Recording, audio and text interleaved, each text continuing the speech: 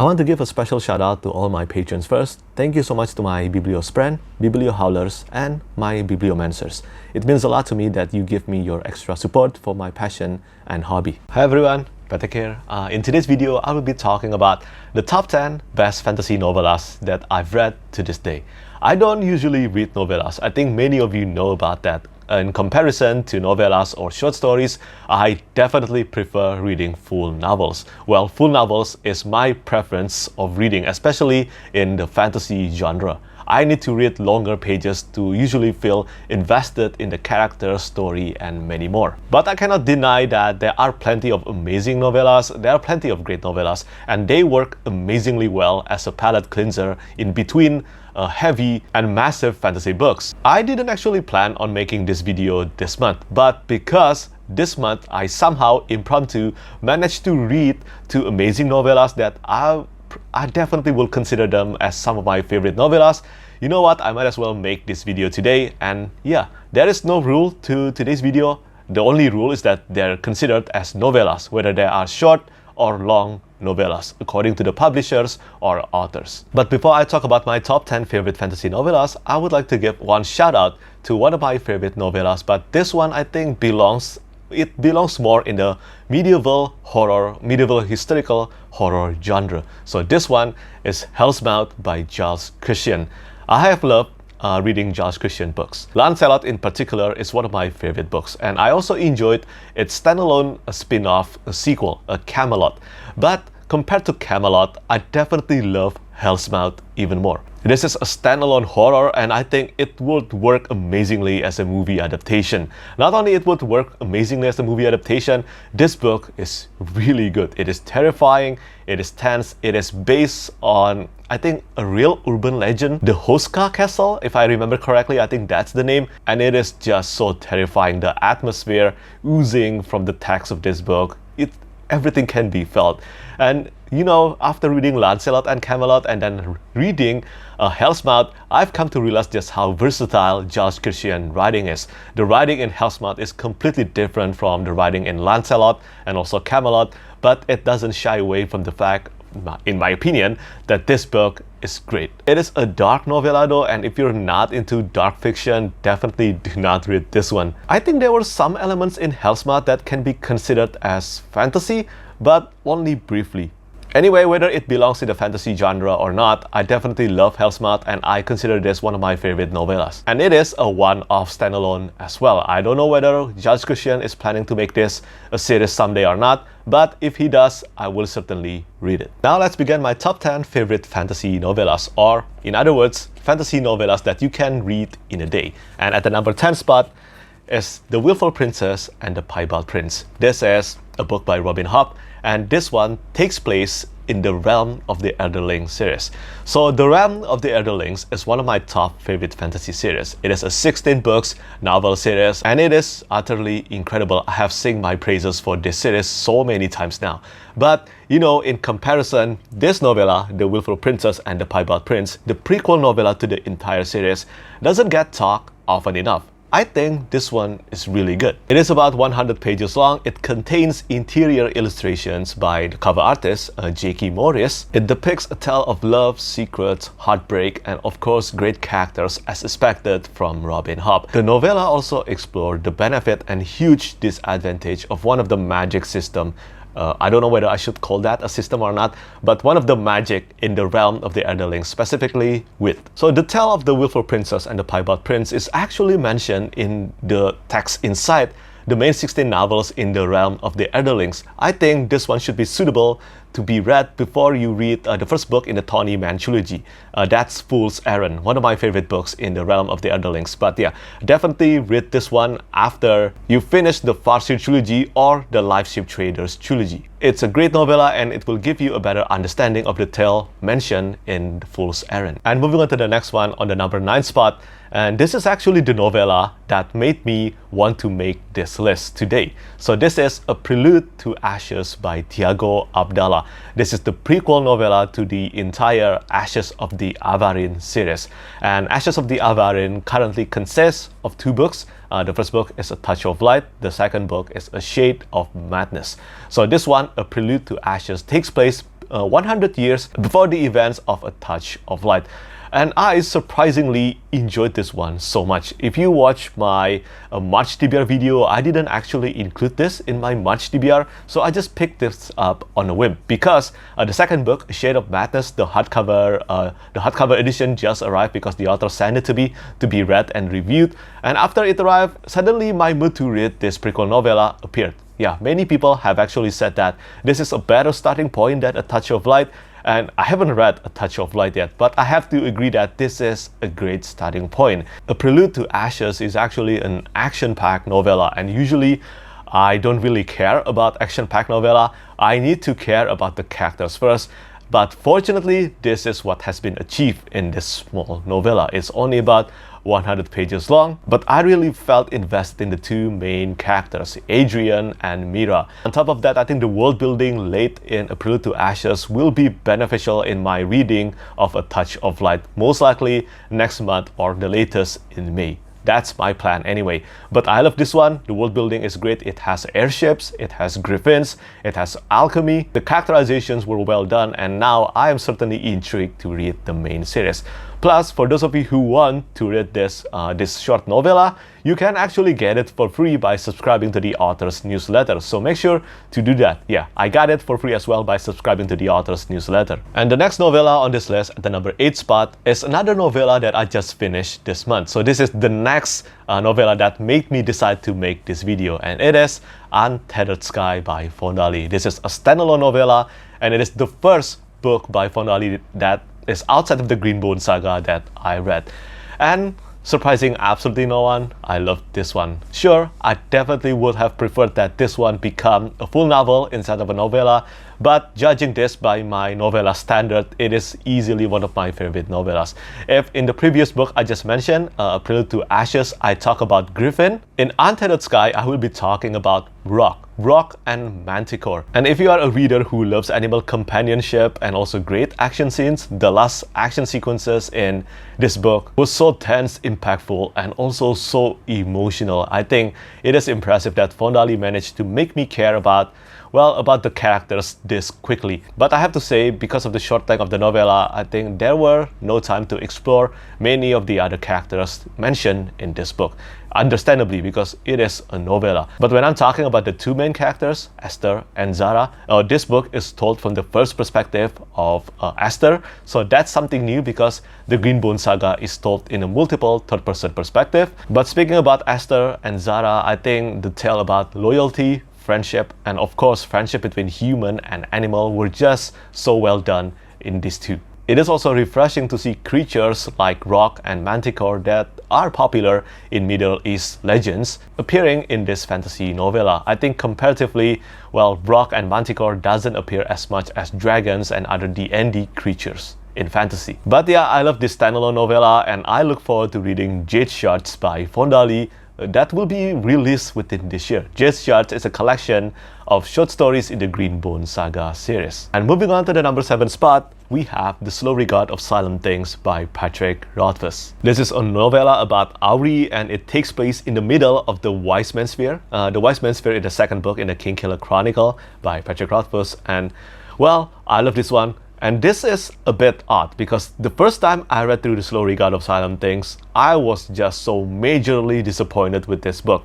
Petrik Rothfuss mentioned in the beginning that this is a completely different kind of story compared to The Name of the Wind or The Wise Man's Sphere. And I thought he was joking. He was not. It was massively different. And I think if you somehow haven't read this one and you love reading The Name of the Wind and The Wise Man's Sphere, make sure to enter this with the right expectation. There is no action, there is no dialogues. It's all about Auri, her behavior, and her thoughts. But I, as a reader who cares about being neat and organized, can relate a lot to Auri's thoughts. I have actually done some things that she actually did in The Slow Regard of Silent Things. And if you ever want to feel something contemplative and different from many fantasy books, definitely pick this one up. I disliked this book on my first read. I absolutely loved this novella on my second read. I think entering this novella with the right expectation after knowing what kind of story and narrative I would get from The Slow Regard of Silent Things definitely changed a lot of things in my reading experience. Auri is one of my favorite characters in the Kingkiller Chronicle, and it gives me joy to actually learn more about her. And next, at the number 6 spot, we have The Exile by Ryan Cahill. This is the second novella in the Bound and the Broken series, and it takes place after Of Darkness and Light. Publication-wise and also reading order-wise, I think you should read this one only after you finish reading Of Darkness and Light, the second main novel in the Bound and the Broken series. And I think I have mentioned quite plenty of times, if you have been following my reviews and channel, that Dane Artiris is my favorite characters in the Bound and the Broken series. And that's saying a lot, because there are plenty of great characters now in the Bound and the Broken series, especially after I finished reading Of War and Ruin, the third installment in the Bound and the Broken series, and that somehow only makes me care about Dane even more. Dane is such a badass character. I actually won't mind if he actually become the main character of the Bound and the Broken series. And well, that might not happen even though he is one of the main characters now. Dane is indeed the central and only main character in The Exile. So this novella will depict what happened to Dane before he actually appears in Of Darkness and Light. And I love this so much. It is an incredible novella. The amount of content that is packed into this, I think 150 pages long hardcover. Hold on, let me check. Yeah, I'm right. It is about 150 pages long. And the amount of content packed into this 150 pages novella is just staggeringly so good. It is so good. The Bound and the Broken series has become one of my favorite ongoing series right now, and if you haven't read this series and you love classic fantasy that is told with the modern voice, definitely do it. Now we're entering the top 5 spot, and at the number 5 spot we have another book, another novella by Petrik Rothfuss, and this one is The Lightning Tree. And The Lightning Tree takes place before the events of the Kingkiller Chronicle. So yeah, this one is about Bass, one of my favorite characters in the Kingkiller Chronicle. And this one, I think if I remember correctly, it takes place about a month before the Name of the Wind. Unlike the Slow Regard of Silent Things, the prose in this one is more similar to the main books in the Kingkiller Chronicle.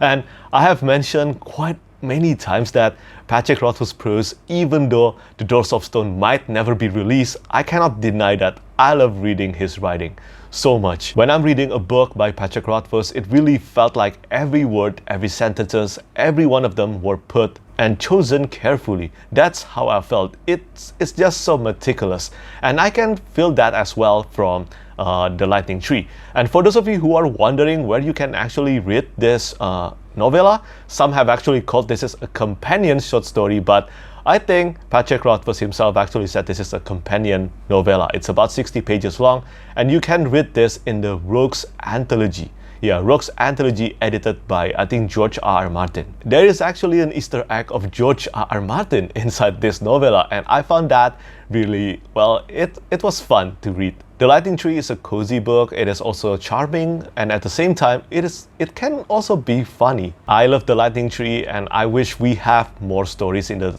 Tamaran world, but well, I think that's asking for too much from Petrik Rothfuss. We're almost at the end of the list, and now we move on to the number 4 spot, and we have the most expensive novella that I ever bought, The Jade Setter of Janloon by Fonda Lee. The Jade Setter of Janloon takes place before the events of the main trilogy in the Greenbone saga. And yeah, I absolutely love this one. I have mentioned so many times that the Greenbone saga is the best completed fantasy trilogy that I've read, and I maintain that statement. I crave for any new content in the Greenbone saga, and I got what I want from The Jade Setter of Janloon. So there is definitely a bias here. Without reading the main trilogy in the Greenbone saga first, I think I would actually rate this one a 4 stars rating. But because I have read the main trilogy first and I just miss the main characters of the main trilogy so much, even seeing them appear in this book for just briefly, relatively briefly, that already makes me super happy. So yeah, I have to give this one a 5 out of 5 stars rating for sure. And the main character in this book is a completely new character that didn't appear in the main trilogy in the Greenbone saga. And personally speaking, I think it was really refreshing to read a story in the Greenbone saga from his perspective, because he is not part of the main clan of the Greenbone saga series, and I think that is one of the biggest strengths of the Jade Setter of Janloon. As for the biggest strength, the number 1, it definitely will have to be meeting the main characters, some of the characters of the main trilogy in the Greenbone saga. Now we arrive at the top 3 spot, and I can definitely imagine some of you being annoyed at my choices here because these 3, all 3 of them are written by the same author, and it's all of them by Brandon Sanderson. Yeah, number 3 spot, it is Secret History. Mistborn Secret History by Brandon Sanderson. This one takes place in the Mistborn universe. I cannot talk too much about this one just in case you haven't read the original Mistborn trilogy, but this is one of my favorite novella, and it gives a behind the scene of what's happening in the original trilogy. I read this one for the first time without any Cosmere knowledge, and not gonna lie, I was a bit overwhelmed by what I read here. But doing a reread of Mistborn Secret History after being so familiar with the Mistborn saga, with the Stormlight Archive, the entire Cosmere, the experience is different. My experience of this one was certainly elevated, and because of that, I have to consider Mistborn Secret History as one of my favorite novellas, especially because the first trilogy in the Mistborn saga is one of my top favorite trilogies. It is the most important trilogy because it is the series that made me become a fantasy novel reader. And at the runner-up spot, it is the biggest novella on this list. It's more than 200 pages long on this small hardcover, and it is Dawnshard by Brandon Sanderson. I think this one can be categorized as a long novella or a small novel. I don't know, but it is called, at the back here, it is written that Dawnshard is a hefty novella, so I'm going to count it as a novella. So this one, Dawnshard, takes place after Oathbringer, before Rhythm of War. Back in 2020, I think Dawnshard was a magnificent appetizer before I took the plunge into reading Rhythm of War, the 4th book in the Stormlight Archive series. And the Stormlight Archive, as I think so many of you know by now, is one of my top favorite series of all time. Dawnshard centers around Risen, one of the supporting characters, small supporting characters in the main books in the Stormlight Archive. But other than that, we also get to see some of the crew from Bridge 4 having a big spotlight in Dawnshard. And well, more Bridge 4 is always more greatness for me. I absolutely love Dawnshard. The Cosmere implication included in this book remain massive to this day. If you haven't read the Stormlight Archive yet, make sure to read the series until you finish the Oathbringer first before reading Dawnshard. And finally, we arrive at the number 1 spot. At the number 1 spot, it is a novella that I actually read all the way back in 2016, and it remained as my favorite fantasy novella to this day. It is The Emperor's Soul by Brandon Sanderson. At this moment, right now, this one is still a standalone novella. There is still no sequel yet, even though Brandon Sanderson actually mentioned that he planned to write a sequel to this novella someday. But until that happens, I'm going to count this as a standalone novella. And yeah, I think what's so amazing about this book, other than it is Asian-inspired fantasy, which is always a plus for me. I mean, I am Asian, so of course, I have a certain affinity toward Asian-inspired story. But additionally, what matters most, I think it is because The Emperor's Soul contains everything that Sanderson does best in smaller format. Shai is such a great main character, and the discussion on art inside The Emperor's Soul is just so poignant and relatable in my opinion. I also love the magic system, forgery, and there were so many thought-provoking passages inside this small novella. The actions to close The Emperor's Soul was just so well done as well. I love The Emperor's Soul with all my heart. I have read this novella I think 2 or 3 times now. I think I will do another reread really soon, and if you are someone who haven't read anything by Brandon Sanderson and you are looking forward to dive into the Cosmere universe, The Emperor's Soul is actually a great starting point. It is a standalone, it is a short novella. You can probably read this in about 1 or 2 hours, and more importantly, as I said, The Emperor's Soul contains every strength of Sanderson's skillful storytelling in a smaller format. Love this one, and I hope you will love this one too if you haven't read it. So that's my top 10 fantasy novellas of all time up to this day, up to March 2023. If you have read any of the novellas I just mentioned, do let me know your thoughts on them. And if you haven't, is there anything on my list that you are looking forward to reading someday? And do tell me, what are some of your favorite novellas of all time? What are some of your favorite fantasy novellas? So I think that's it for me today. As always, thank you so much for watching, and seriously, thank you so much for your support. Bye bye. Lastly, I want to say thank you so much once again to all my patrons who keep on supporting me.